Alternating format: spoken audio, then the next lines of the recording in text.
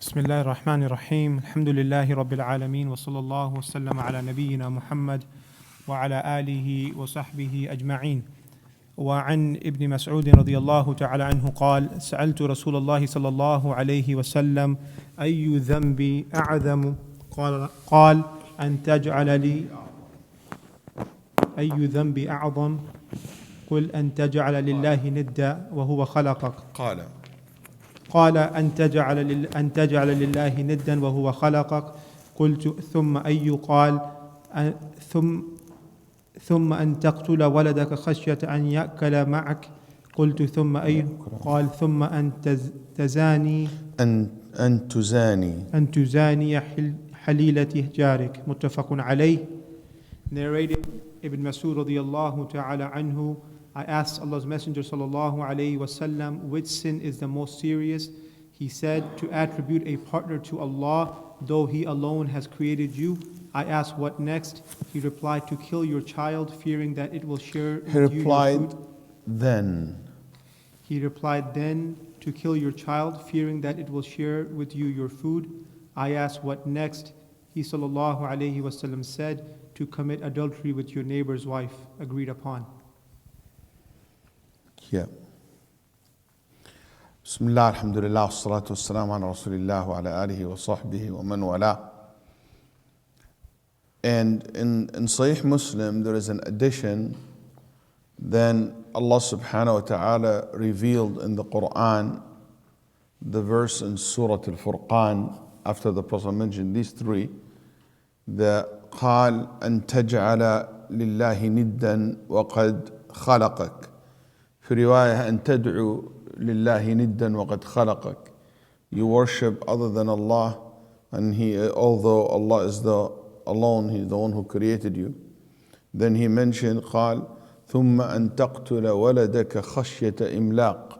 في رواية أن تقتل ولدك خشية أن يأكل معك من الفقر. You kill your son because of fear of poverty.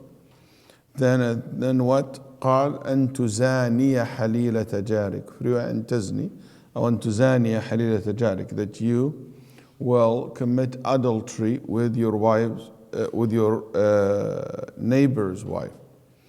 This hadith rawahu al-Bukhari Muslim. Then in Muslim, Allah subhanahu wa ta'ala revealed after that, after the Ibn Mas'ud question, Allah subhanahu wa ta'ala said, أعوذ بالله من الشيطان الرجيم والذين لا يدعون مع الله إلها آخر ولا يقتلون النفس التي حرم الله إلا بالحق ولا يزنون ومن يفعل ذلك يلقى أثاما. Those who do not pray to other than Allah, do not worship other than Allah, those who do not kill the innocent soul, those who do not commit adultery. أن تجعل لله ندا. Nidda, what's the word nid means? في لغة العرب, the word nid is a unique word. It can carry the opposite meanings.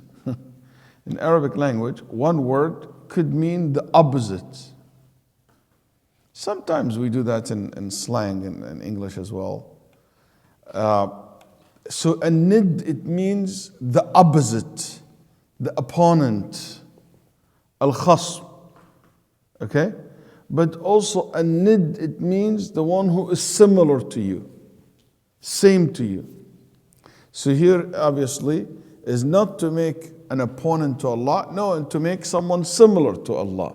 So, أن تجعل لله ندا, يعني you make someone similar to Allah subhanahu wa ta'ala. So you pray to that one, you seek help from that one, you worship that one, you attribute to that one similar attributes that you believe that belongs to Allah. Clear? مثلا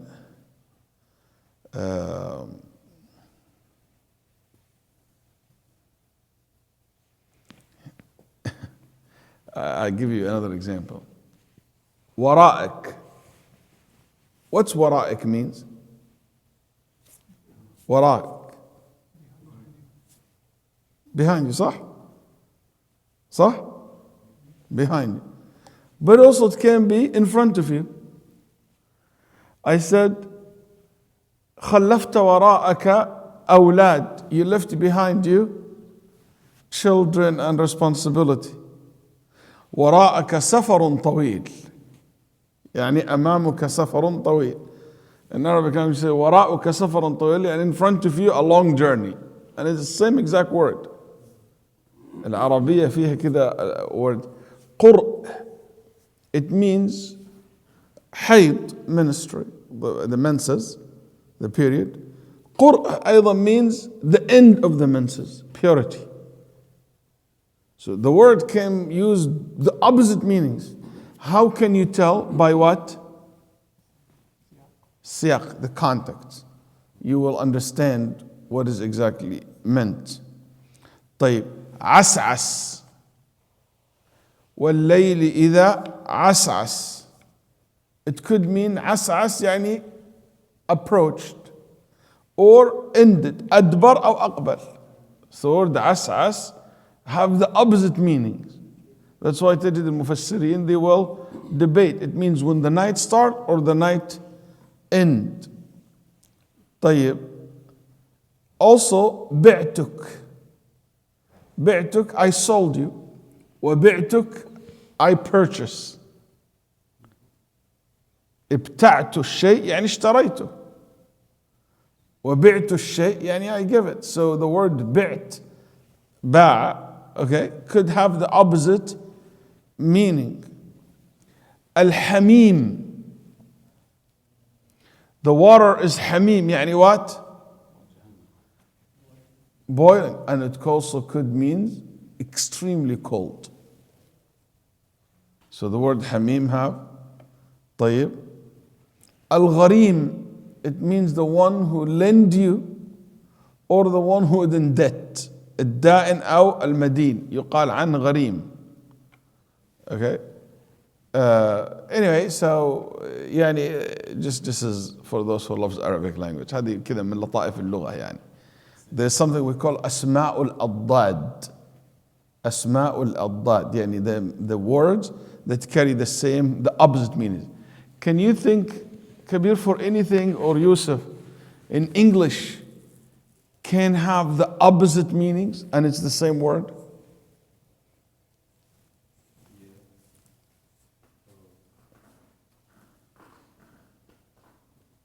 What do you guys think?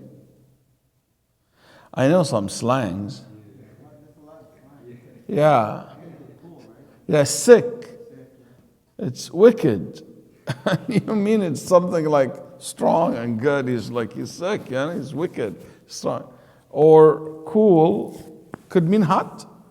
No, it doesn't mean hot. No, it doesn't mean warm. But I don't know, in Egypt, for example, now these days they say about the thing that they think it's so beautiful, they say this is trash. And they mean it's beautiful. Disbala, and they mean it's really good. Yeah, so sometimes people use stuff like that. In English, can you think of anything other than sick?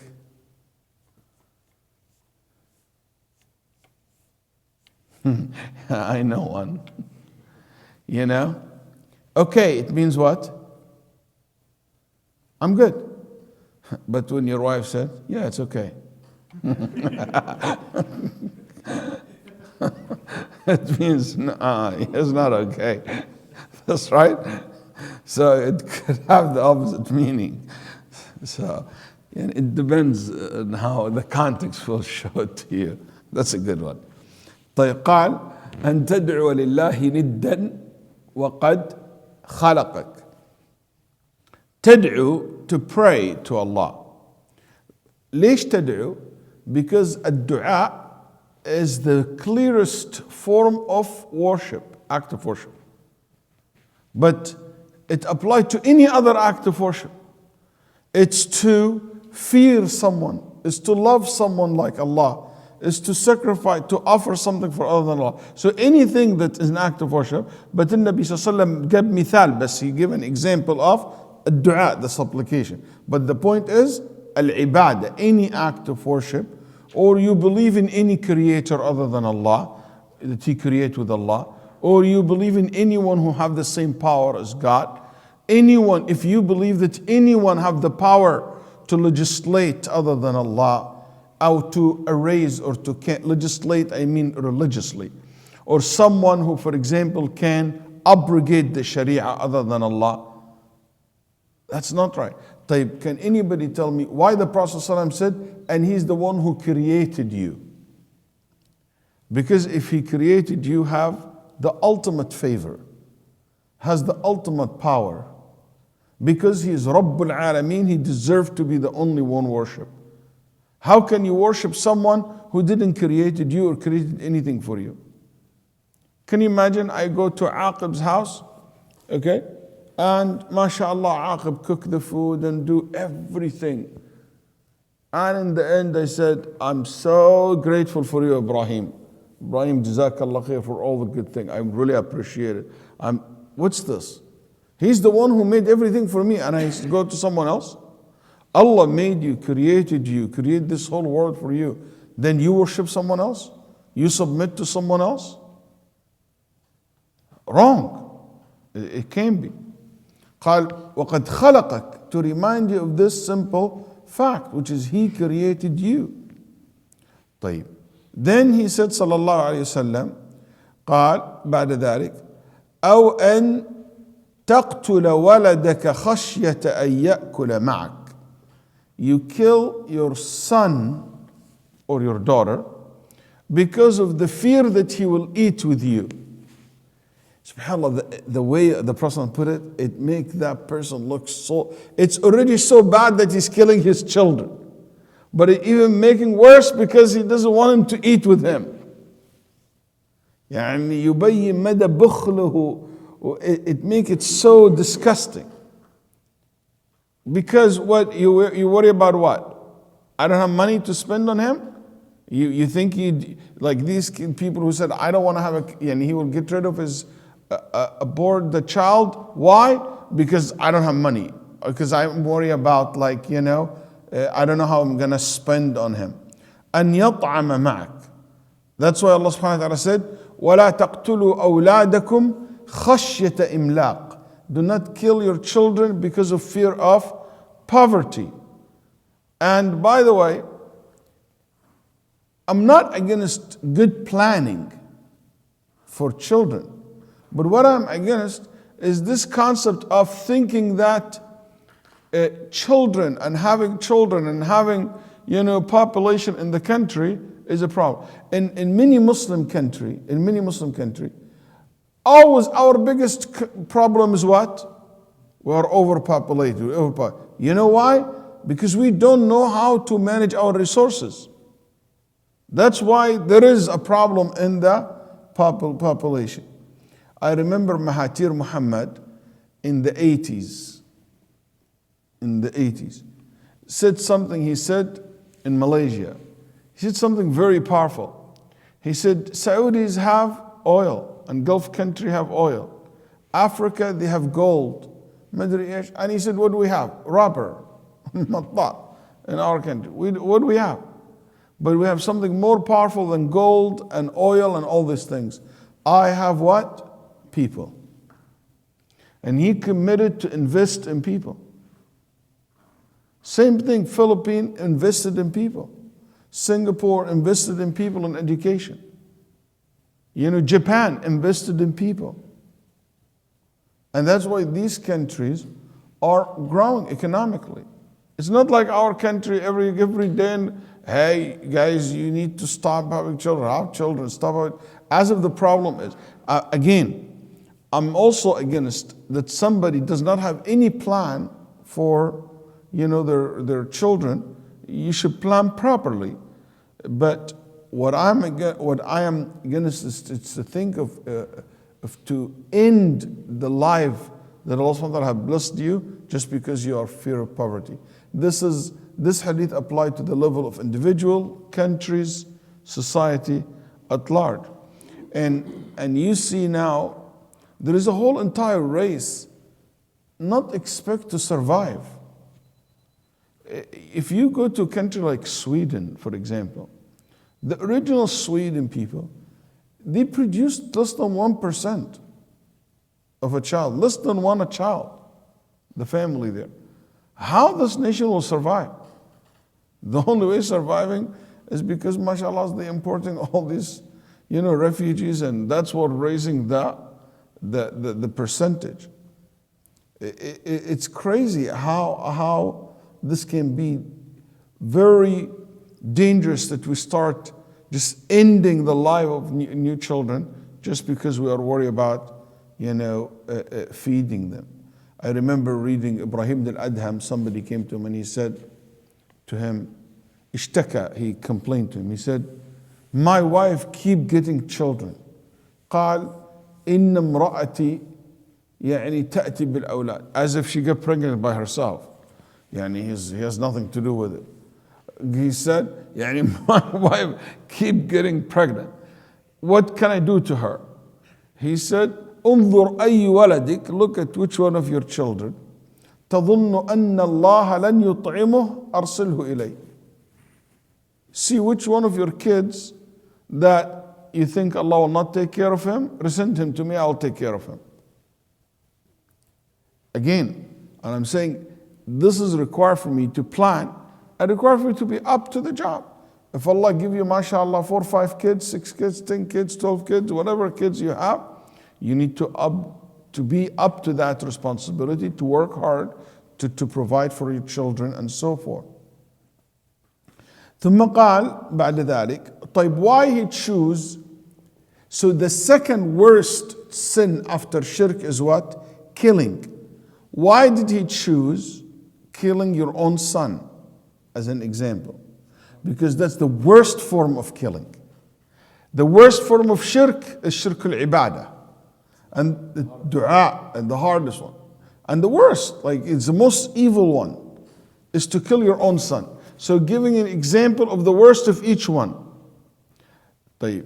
Now look at the third one. So the third sin is what? Az-zina, adultery.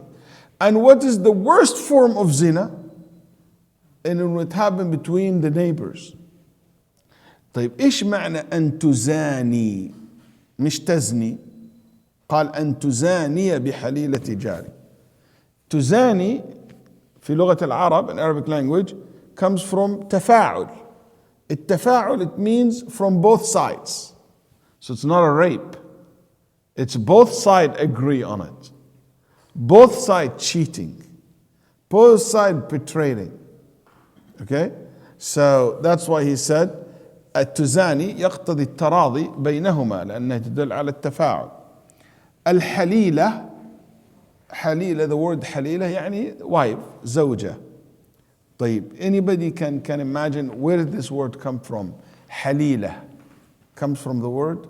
Why we call زوجة حليلة? From halal, من الحل. Okay? Because she's halal, she's lawful for him, he's lawful for her. حل يحل أو يحل. يحل من يعني تحل الآخر.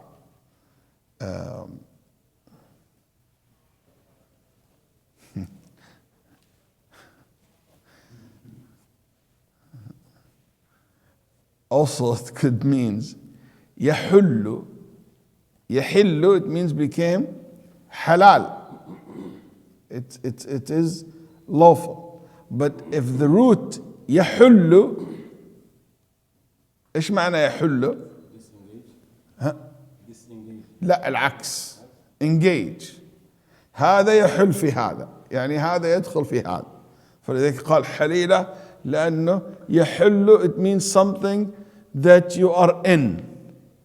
So it could be the intimate, the physical, or I will be nice and say because you are in her heart and she is in your heart. That's much better way to put it. So you became one body. هذا أصل معنى لسميت حليلة. يحل فيها. قالوا يحل فيها ماء, يدخل فيها ماء. لكن أفضل من كذا يدخل حبه خلينا بس في الأشياء ليش بتصلح لكم. طيب.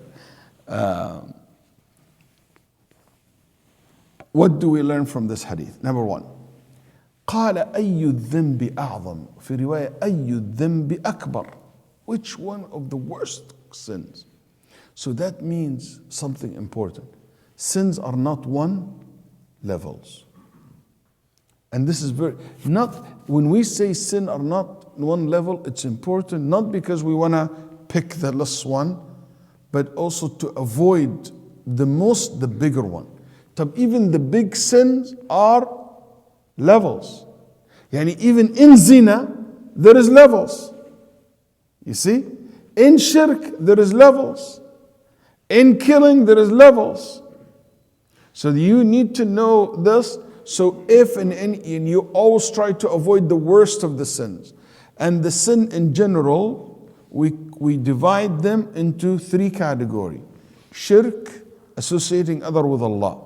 Then sins, which is major and minor.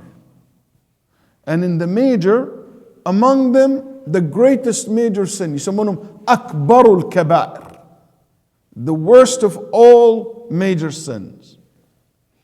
I forgot for the sisters, by the way, I always keep that side here inside the masjid open, because I know it's dark there. If anybody want to come, you guys are always more than welcome.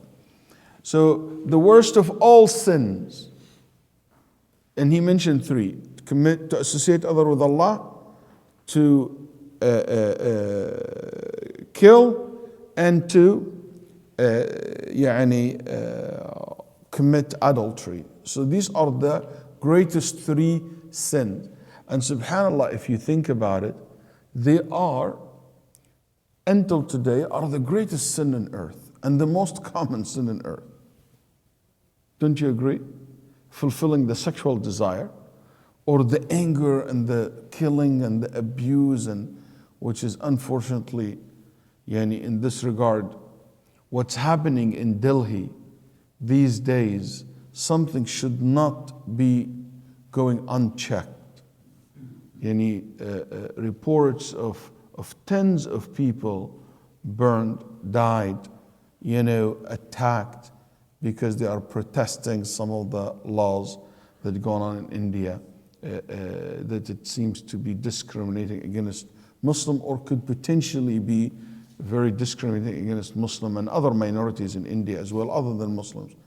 And the reporting is really scary, and it's very devastating of how many people dying. May Allah subhanahu wa ta'ala make it easy for them. Look at the Muslim in China, okay, and what happening to them and now are forgotten. And even there is reports that I've been keep receiving from some friends and people and university students who have family in that part of the world, telling that the virus is just going into their camps, government not giving medical attention to them, and it is getting bad. When you look at the killing over the world today, it becomes something common. In China, they had for the longest time the law of the one child that's killing children. Today, when you hear that there is people promoting abortion while woman in her 9th month and 8 months of pregnancy, and there is no dangers on the woman's life, and they want to make that a choice, and in my opinion, that just contradict what we're just learning here about saving life. I do believe that women have rights over her body. I do believe in cases of abortion in limited terms and with guidelines. I do believe in that. And I do believe there is a space for this to be debated. There is a lot of opinions among the fuqaha that talk about things of that nature. But to make the value of the human's life, especially a child, something that it is so easy just to get rid of it like that, I don't think that this is the right course of action. And this is one of the greatest sins in Islam. Killing someone, especially your own children. طيب. And the zina, the adultery, that it happened between neighbors. Okay? And this is also among the greatest of sins that the person should avoid. What do we learn also from this? That the worst of all sin at all is a shirk. Allah subhanahu wa ta'ala said, إِنَّ اللَّهَ لَا يَغْفِرُ أَن يُشْرَكَ بِهِ. Allah will never forgive shirk unless you go back to Islam. This is one thing, it will never be forgiven in the Day of Judgment. Unless, no matter how good deeds, no matter how good you are, no matter how nicest you are, if you don't believe in God, if you associate Allah with Allah, that's Allah never forgive that. وَيَغْفِرُ مَا دُونَ ذَلِكَ. And He is willing to forgive anything. يَا ابْنَ آدَمْ لَوْ لَقِيتَنِي بِقُرَابِ الْأَرْضِ خَطَايَا. Son of Adam, if you come to me with sins as much as the weight of the earth, as much as what is between heavens and earth, ما بين السماء والأرض خطايا. Can you imagine? But you meet me, Allah subhanahu wa ta'ala said, you don't commit shirk with me, I will forgive it. I'm willing to forgive it. But a shirk is a ظلم عظيم. Allah said, لَإِنْ أَشْرَكْتَ لَيَحْبَطَنَّ عَمَلُكَ. If you commit shirk, you lose the reward of all your deeds in the Day of Judgment. فَلَا تَجْعَلُوا لِلَّهِ أَنْدَادًا وَأَنْتُمْ تَعْلَمُونَ. Do not take partners with Allah while you are aware of. قال ابن عباس وأنتم تعلمون أنه لا رب غيره يرزقكم. Do not take nid with Allah, do not take partner with Allah while you know what? That Allah created you. Yani I have a question for you. Fir'aun, when he asked to be worshipped, do you think Fir'aun believes that he created Egypt? Do you think he knows that he made the river, the Nile? He knows he didn't. You think those people who ask to be prayed to be make sujood to, those who think that they have the power to forgive your sin, they know that they did not create anything. That's why Ibn Abbas said, وَأَنْتُمْ تَعْلَمُونَ, while you know that they didn't. Also, when you go and you pray to these shrines and dead peoples and you seek help from them, that which unfortunately all over the world, you know that they didn't create anything. We know that. So why we take them arbaba min dunillah? Why ad-du'a is the worst form of shirk? Can anybody think? Why praying to other than Allah is the worst form of shirk? Because ad-du'a shows where is your heart. Attached to who? That's right. That's why it is like one of the worst forms of shirk. طيب. Sins has always two sides. One side related to Allah only. And the worst of all these sins is shirk.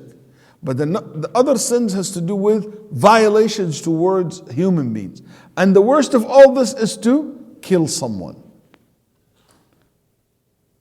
Allah subhanahu wa ta'ala said, من قتل نفسا بغير نفس أو فساد في الأرض فكأنما قتل الناس جميعا. As if you kill all humankind or mankind. One soul like all mankind. One innocent soul equal to all mankind or all humanity. Allah subhanahu wa ta'ala said, and I don't know any verse in the Quran talked about sin like this one. وَمَا كَانَ لِمُؤْمِنٍ أَن يَقْتُلَ مُؤْمِنًا. It was not ever for a believer to kill another believer. إِلَّا خَطَأً, except by mistake. Car accident, doctor give the wrong shot, diagnose wrong, nurse, something like that. وَمَن يَقْتُلْ مُؤْمِنًا مُتَعَمِّدًا. And those who kill a mu'min, a believer, intentionally, فَجَزَاؤُهُ جَهَنَّمُ خَالِدًا فِيهَا. The reward or the punishment of such person will be in hellfire forever. Forever here يعني إيش? For a very, very, very, very, very, very long time. وغضب الله عليه ولعنه وأعد له عذابا عظيما. And Allah is angry at that person, and Allah cursed that person, and Allah prepared for that person an unbelievable, unimaginable, great punishment. Can you imagine all this for killing? I want to understand those who are fighting each other in Yemen, those who are killing each other in Iraq, those who are killing each other in Somalia, those who are killing each other in Libya, those Muslims who are killing one another, and so proud of that. They don't read this? They don't understand this? يقول النبي صلى الله عليه وسلم والذي نفسي بيده لقتل مؤمن أعظم عند الله من زوال الدنيا. I swear by the one my soul in his hand that killing an innocent person is worse than destroying the earth or destroying the world. The value of the human sanctuary. Killing is a serious, serious crime. النبي صلى الله عليه وسلم said, لا ترجعوا بعدي كفارا. Don't back to kufr, killing one another. Because that's the day of the ignorant days, when people just fight one another, kill one another. Killing becomes something like, أعوذ بالله, and has no value. There is a story in Egypt, في صعيد مصر, in the south of Egypt. There is a bad habit, and unfortunately it is even in many countries. It's called revenge, intiqam. So if I kill someone, I have to revenge, go kill your cousin, go kill this. There's just no government. But to show you the value that human being has no value. So they said this woman have no family, nothing. And her husband was killed, and she wanted to take revenge for her husband. So she went to a killer. And she told him, أريدك تقتل اللي قتل زوجي. I want you to kill the one who killed my husband. Then he said, how much are you going to pay me? She said, how much? He said, at least you have to pay me 15 or 25,000 pounds, something like that. She said, منين where are I going to get money from? If you squeeze me, I will not get you like 5,000 pounds. And I have kids, and I have this, and I was killed, and he left this, he felt so. Then he said, خلاص, I will kill him for the sake of Allah for you. I'm going to kill him for the sake of Allah. Astaghfirullah.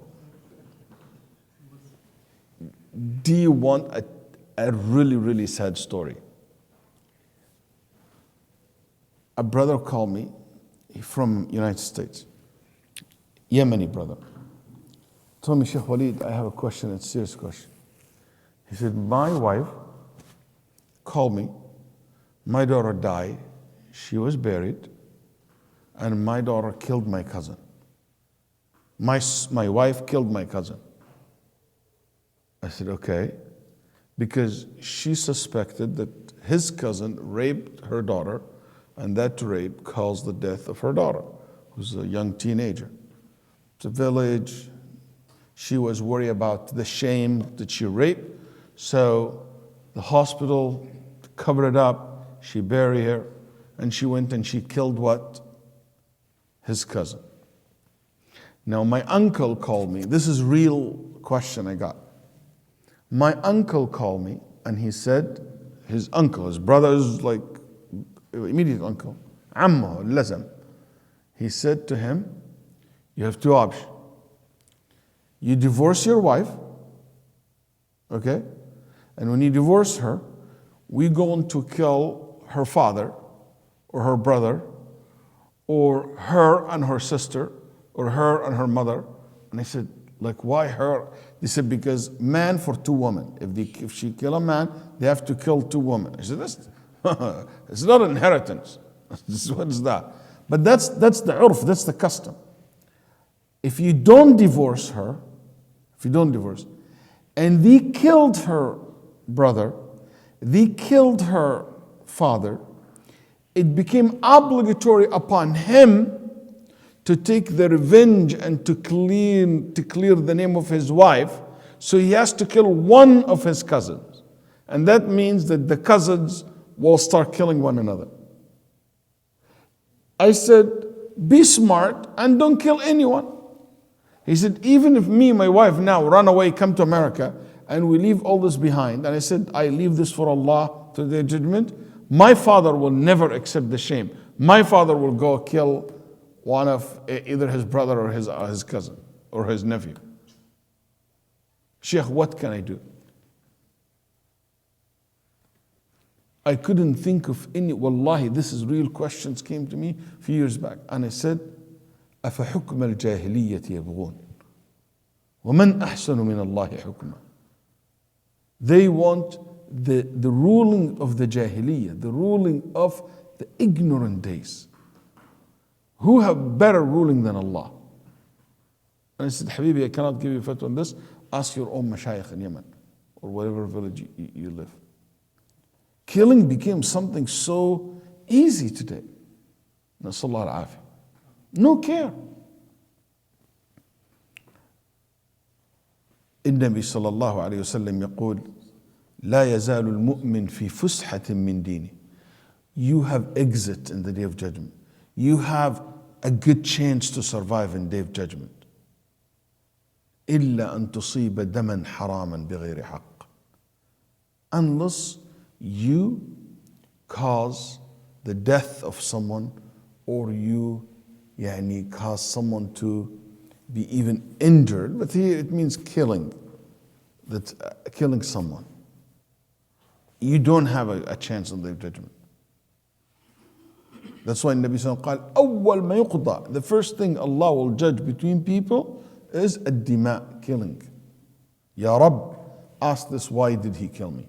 وإذا الموءودة سئلت بأي ذنب قتلت. Start with this child who was born. I have a question for you. Allah said, when the girl who buried alive asked, for what sin you've been killed? Why you have been killed? أنا دائما أسأل نفسي, I ask myself the question. I don't know, Ahmad, if you ever ask a question, this question, or Abu Waleed, why Allah will ask the girl? Why the question going to the girl? Why, you think, Dr. Musa, Allah said to the girl, for what sin you've been killed? You would assume that the question will go to the killer, the father. But the question is going to what? To the girl.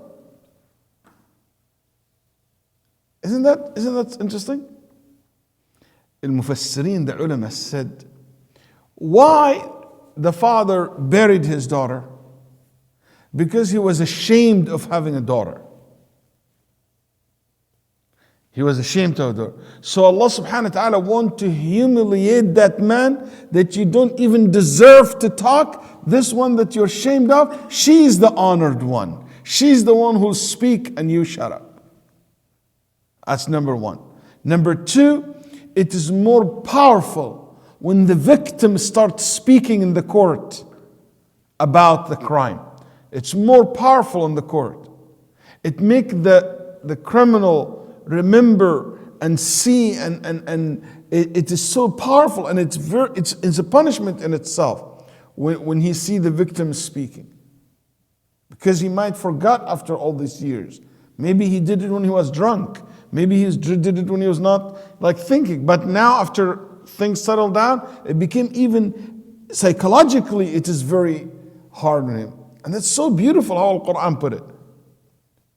And also, this is, Allah start with this to tell you, in Islam, Allah will defend the right of everyone, starting from the weakest in the society, which is this little girl, going up.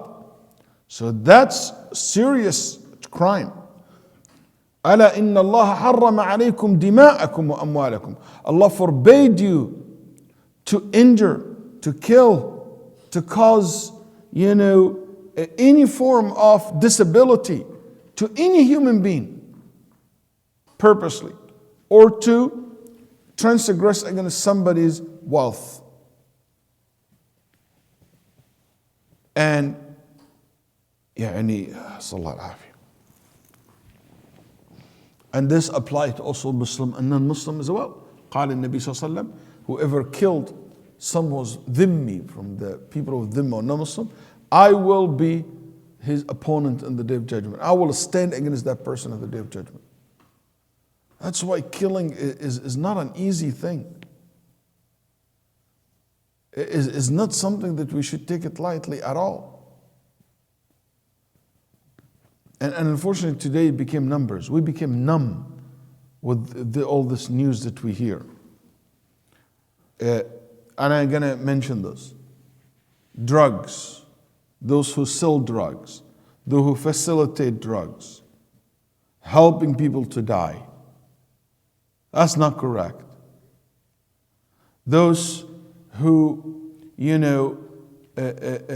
recruit and inspire our youth to go die or to kill, this is a great sin and it has to be stopped.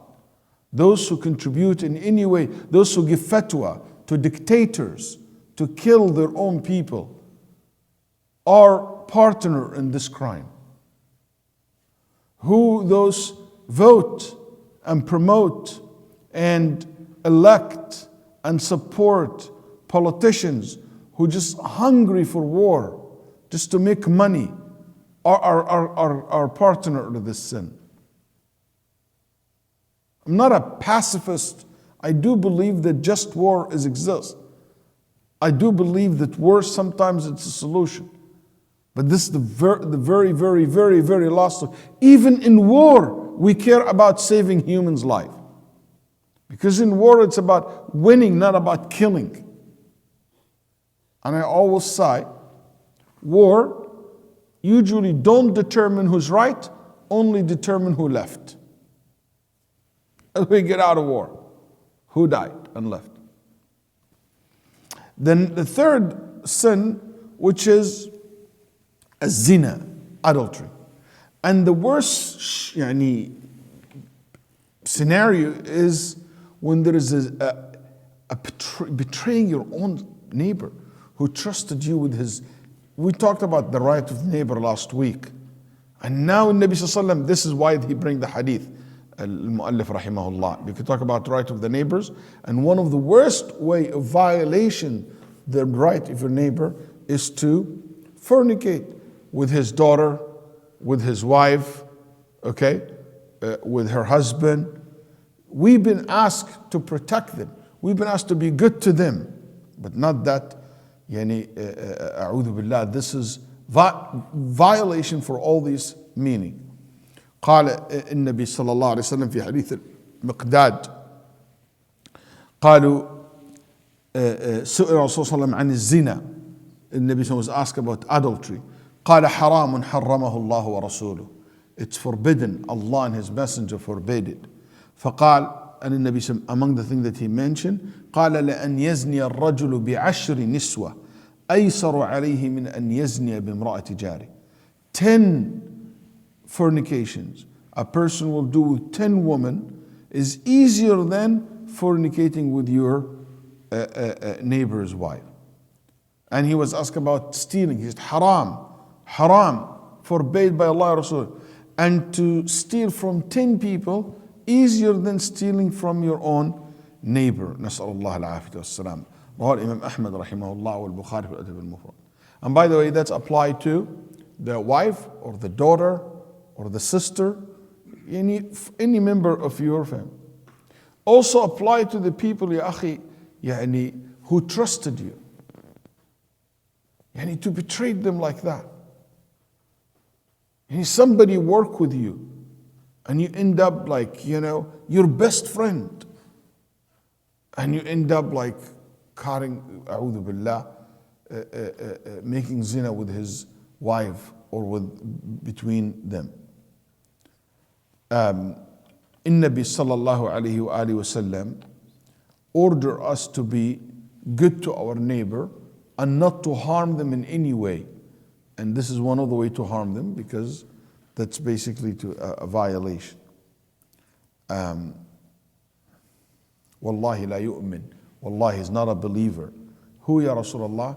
The one whose neighbor cannot trust him. الذي لا يأمن جاره بوائقه. If your neighbor can't trust you, لا يؤمن. This is applied to the young boys and young girls. You need to know. You can peek at your, neighbors while they are tanning in the, even if she doesn't follow the Islamic ruling, she's tanning in the backyard and you just, looking, or between the, from the second floor or the fence or anything like that, and you're looking at her without hijab. Even if it doesn't reach to the level of zina, any kind of violation or taking pictures or anything of that form is haram. Today, people have the telescope, they look at from the, what do you call it, peeker, that they call them? There's a name for them. Stalker? No, stalker is different, but those guys don't stalk. Huh?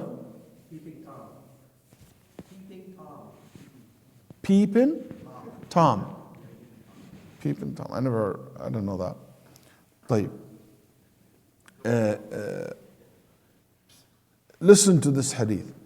قال النبي صلى الله عليه وسلم جاء رجل النبي صلى الله عليه وسلم فشكى إليه جاره. He said, رسول الله إني أشتكي إليك جاري. I complain to you about my neighbor. فقال له النبي صلى الله عليه وسلم be patient, be patient, be patient. قال له في الرابع أو الثالث, third or fourth time, قال my neighbor is like really harming me. It's bothering me. Then Nabi قال خلاص, take your furniture and put it in the street. Take it out of your house and put it in the street. Then the man did. So people pass and they see, can you imagine you take your furniture, your couch, and you're sitting outside of the couch in the street or in the front yard. So people said, Malik, what's wrong with you? Then he told them, Adani jari, my neighbor is harming me. فيقولون لعنه الله. May Allah curse him. Okay? And everybody coming start cursing the neighbor. So the neighbor came and said, please go back in, I will never harm you again. And the hadith in Sunan Abi Dawud. And in some of the narration that Allah subhanahu wa ta'ala cursed the neighbor who harmed the neighbor. Yani this is something serious. So these are just points to end up with our session today with it. Practical points, and maybe you can add some points if you're not. Other ways where maybe adultery, this is the worst case scenario, but what other ways that you think it consider harming your neighbor? Yalla. Number one. Sisters, brothers, give me points that is considered form of harming your neighbor you should avoid. That is common in modern days in our society. Nice. When you blow your leaves and you put all your leaves, like I come and have all my neighbor leaves, for example, Ibrahim Jazallah Khair, he blow her leaves and he put it in my front yard. It never happened. Just like, can you imagine? To put it in my, or on the patio. Sometimes the patio, you blow it and it goes all the way to your neighbor. So that's harm. Very good. What else? To be too loud, party, music, stuff like that. What else? Parking, blocking them, taking their parking spot without their permission. Very good. What else? What can you think?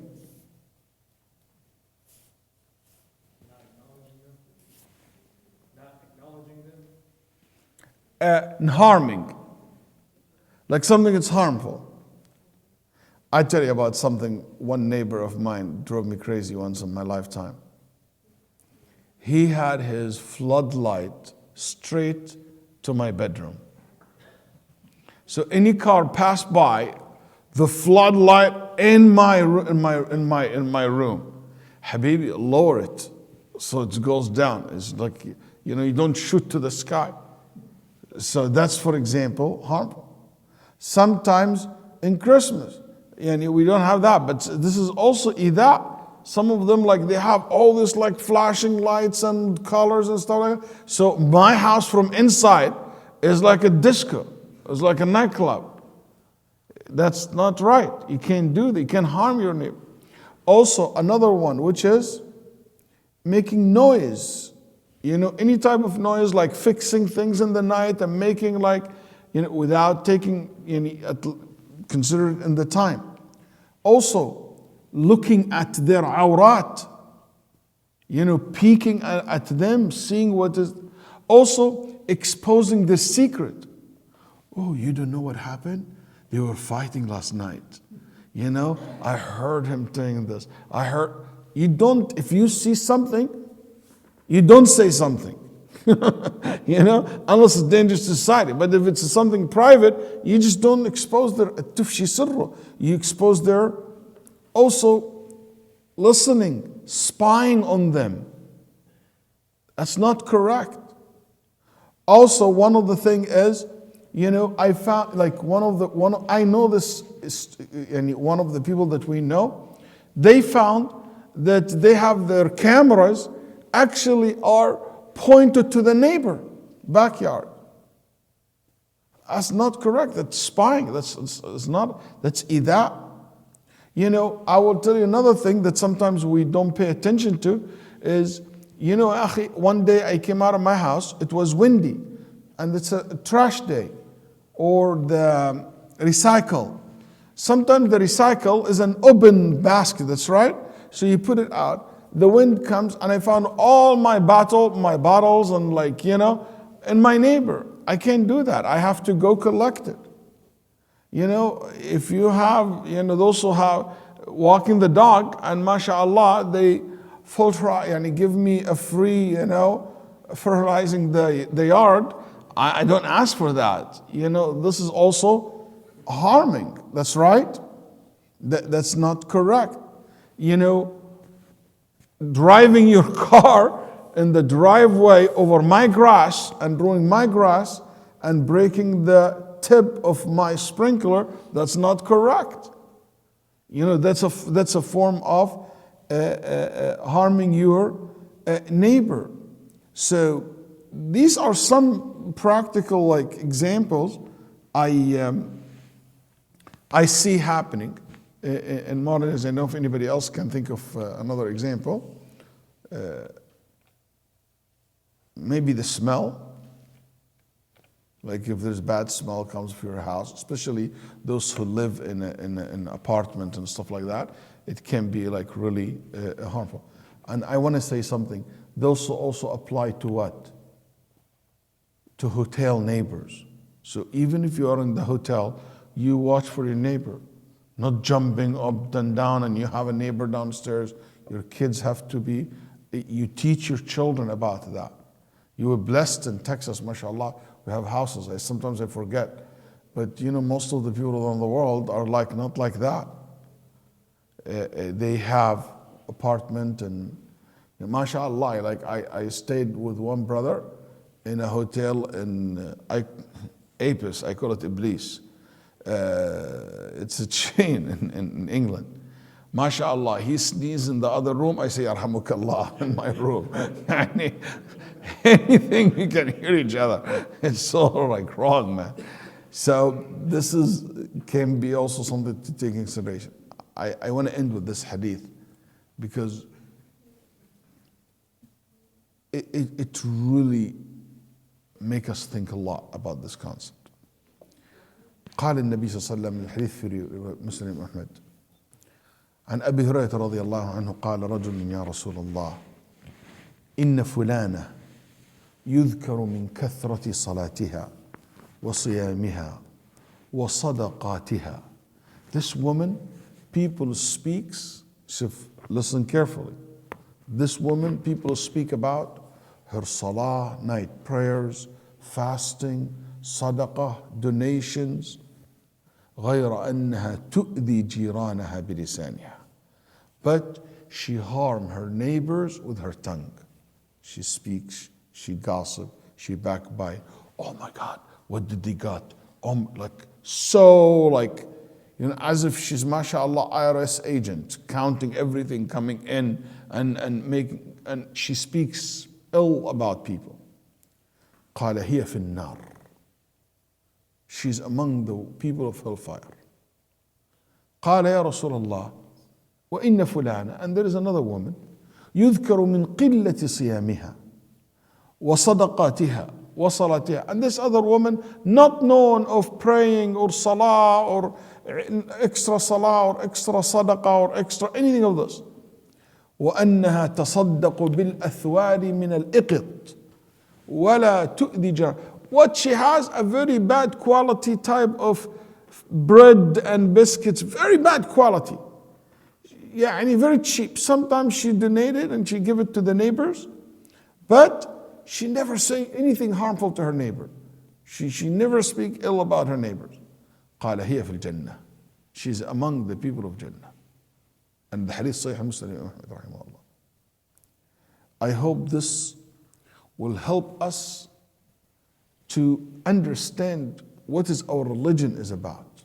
Because sometimes I feel religion transferred to be just a bunch of ritual, which are important, but they're not enough if they're not combined by how we deal and how we treat and how we act and how we interact with each other. You know, it's not enough to be just a Muslim, but it is also important to be a human being, because you human first, then Muslim second. You have to be a human being, know how to be nice to people. Then Islam comes to complete you and Iman come to perfect you. May Allah subhanahu wa ta'ala يعني أن يوفقنا وإياكم لما يرضاه. And next week inshallah we will have another interesting hadith to speak about. Thank you very much, and if there is no questions we'll end it here inshallah.